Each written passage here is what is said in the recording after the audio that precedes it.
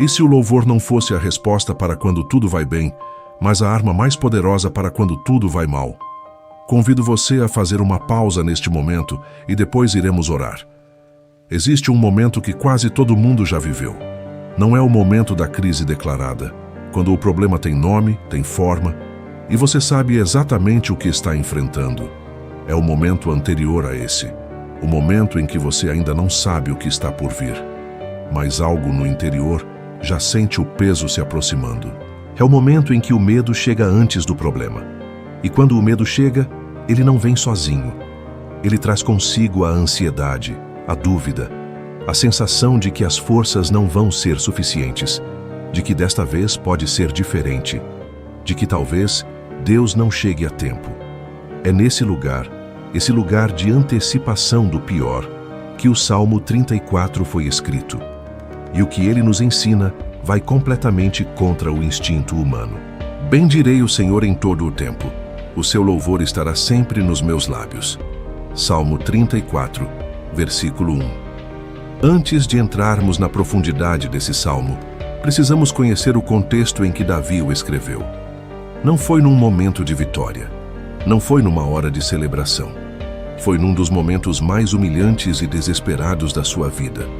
Davi estava fugindo do rei Saul, que queria matá-lo. E numa decisão desesperada, ele foi pedir refúgio ao rei inimigo de Israel, Aquis, rei de Gate. Mas quando chegou lá, foi reconhecido, e com medo de ser morto, Davi fez algo que nunca imaginamos de um homem tão corajoso. Fingiu ser louco. Arranhava as portas. Deixava a saliva escorrer pelo queixo. Se humilhou completamente diante dos seus inimigos para salvar a própria vida. E é desse lugar, do chão mais baixo que ele já havia tocado, que Davi escreve: Bendirei o Senhor em todo o tempo, inclusive inclusive agora, inclusive aqui, no lugar da humilhação, do medo, da fuga, da incerteza. Isso não é negação da realidade, é a decisão mais corajosa que um ser humano pode tomar, escolher louvar antes de ver a saída.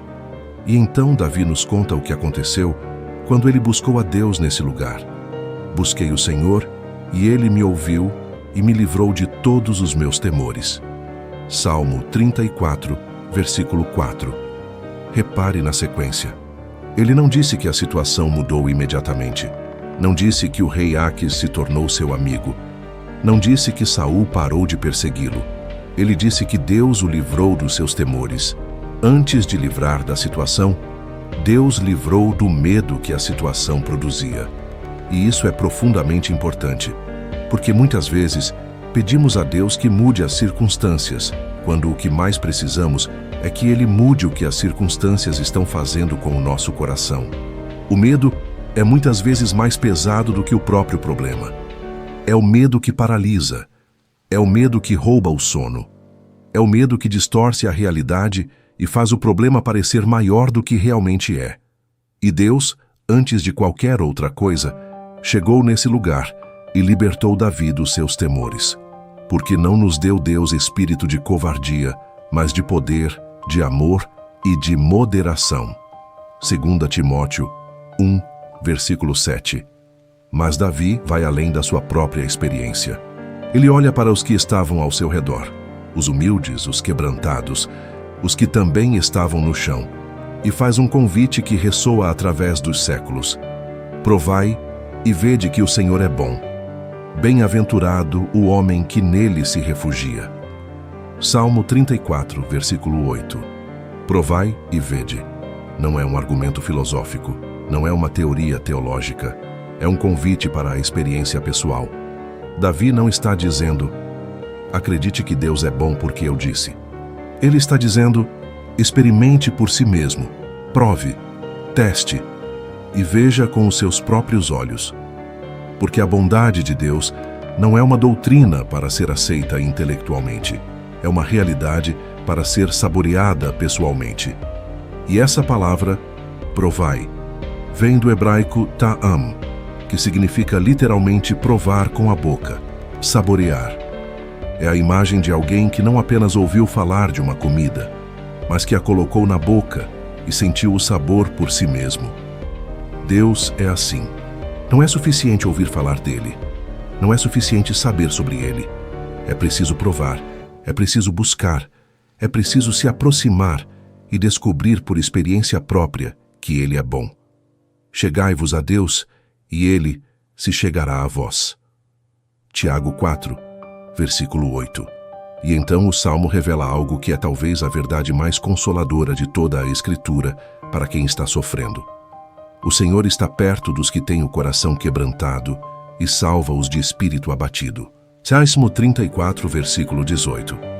Perto dos que têm o coração quebrantado, não dos que têm a fé mais forte, não dos que têm a oração mais eloquente, não dos que conseguem manter a compostura no meio da crise, dos quebrantados, daqueles cujo coração foi partido pela dor, que choraram mais do que achavam que conseguiriam, que chegaram ao limite e não sabem mais como continuar, que estão tão esgotados que nem conseguem formular uma oração completa. É exatamente nesse lugar, o lugar da quebra total, que a presença de Deus é mais densa, mais real, mais tangível, porque o coração quebrantado não é um obstáculo para a presença de Deus. É o endereço para onde ele se dirige com mais urgência. E isso muda completamente a forma como você olha para os seus momentos mais difíceis. Antes, você acreditava que precisava estar forte para se aproximar de Deus, que precisava ter a fé em ordem, a vida organizada, as emoções sob controle. E quando não estava assim, se afastava, se escondia, achava que não estava em condições de se aproximar. Depois, você entende que é exatamente quando está quebrado que você está mais perto de onde Deus quer estar, que a sua fraqueza não afasta a presença dele, ela a atrai. O meu poder se aperfeiçoa na fraqueza. 2 Coríntios 12, versículo 9. Mas há ainda uma última dimensão do Salmo 34 que precisamos absorver.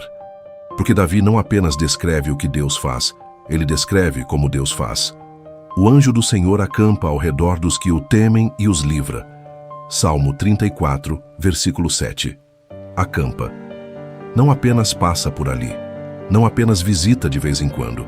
Acampa. Fica, permanece e estabelece presença. A proteção de Deus não é um evento ocasional, é uma habitação constante. É uma presença que não vai embora quando a situação melhora, que estava lá antes da situação e permanece depois dela. Muitos são os sofrimentos do justo, mas o Senhor o livra de todos eles. Salmo 34, versículo 19. De todos eles, não de alguns, não dos mais fáceis, de todos. Essa é a garantia que o Salmo 34 nos dá. Não que você não vai sofrer, mas que em cada sofrimento há um Deus que ouve, que livra, que acampa ao redor, que está perto dos quebrantados e que salva-os de espírito abatido. Há algo que você precisa deixar entrar hoje. Você pode estar no chão agora, como Davi estava quando escreveu esse salmo, com o coração quebrado, com o espírito abatido, com medo do que está por vir, com a sensação de que as forças acabaram antes de o problema acabar. E é exatamente para você, nesse lugar, que o Salmo 34 fala. Bendize o Senhor agora, não quando a situação melhorar. Agora, nesse lugar exato onde você está. Busca o Senhor agora, não quando você se sentir mais preparado. Agora, do jeito que você está. Prove e vê que Ele é bom. Não apenas acredite, experimente. Aproxime-se e descubra por si mesmo que o Deus que acampou ao redor de Davi no seu momento mais baixo é o mesmo Deus que está acampando ao redor de você agora. Você está quebrantado, e isso significa que você está exatamente onde Ele está. Oremos.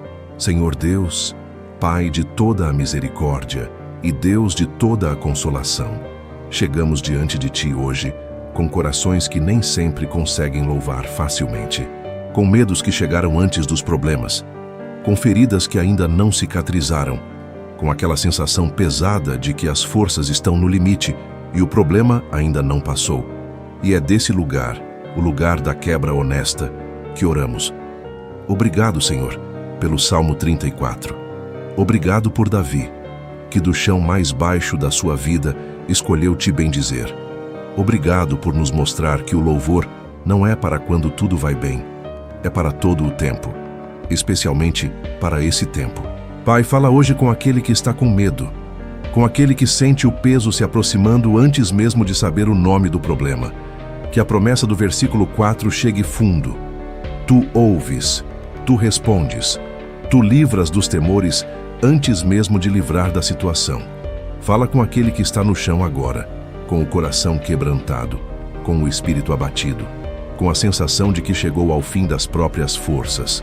Que ele saiba que esse é o endereço exato para onde tu te diriges com mais urgência. Que a quebra não afasta a tua presença, ela a atrai. Fala com aquele que ainda não provou da tua bondade por experiência própria, que apenas ouviu falar, mas ainda não experimentou.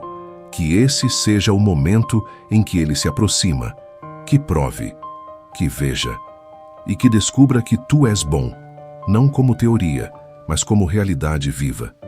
Senhor, que o teu anjo acampe ao redor de cada coração que está aqui hoje.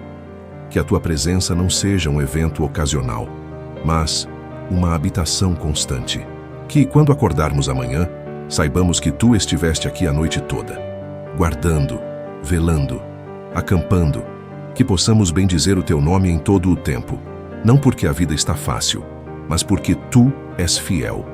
E a tua fidelidade não depende das nossas circunstâncias.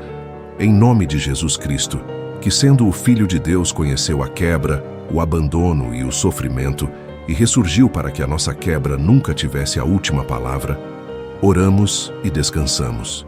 O Senhor está perto dos que têm o coração quebrantado e salva-os de espírito abatido. Salmo 34, versículo 18. E independente do que você esteja enfrentando, você não está sozinho. Confie, descanse e siga em frente, sabendo que Deus está cuidando de você. Amém. Se o Espírito Santo falou ao seu coração através desta mensagem, deixe seu amém nos comentários como declaração de fé. Mais do que isso, compartilhe conosco. Qual benefício de Deus você não pode esquecer hoje? Vamos juntos criar uma corrente de gratidão que glorifique ao Senhor. Oro em nome de Jesus para que cada palavra desta oração se manifeste como realidade viva na sua jornada. Se você precisa de intercessão específica, escreva seu pedido. Será uma honra levar você diante do trono da graça.